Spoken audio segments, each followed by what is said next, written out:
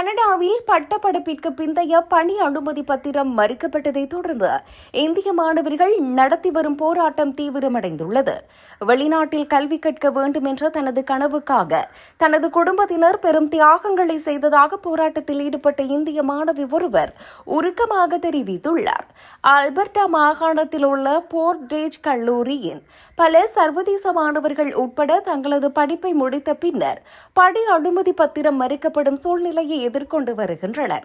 இதனால் கனேடிய அதிகாரிகளிடமிருந்து தெளிவான பதில்களை எதிர்பார்த்து அவர்கள் போராட்டங்களில் ஈடுபட்டு வருகின்றனர்.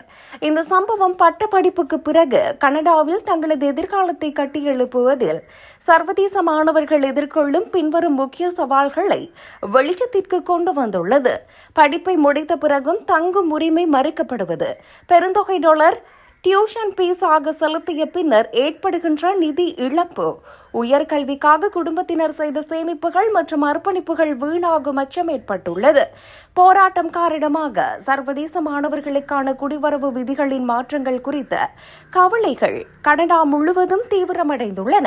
இந்த நிலையில் இந்த நெருக்கடி நிலை குறித்து அல்பர்டா மாகாண முதலமைச்சர் டேனியல் ஸ்மித் கருத்து தெரிவித்துள்ளார். மாணவர்களின் கல்வி விசாக்கள் காலாவதியாகி அவர்களிடம் பணி அனுமதி பத்திரம் இல்லை என்றால் அவர்கள் நாட்டிலிருந்து வெளியேற வேண்டும் என கூறியுள்ளார்.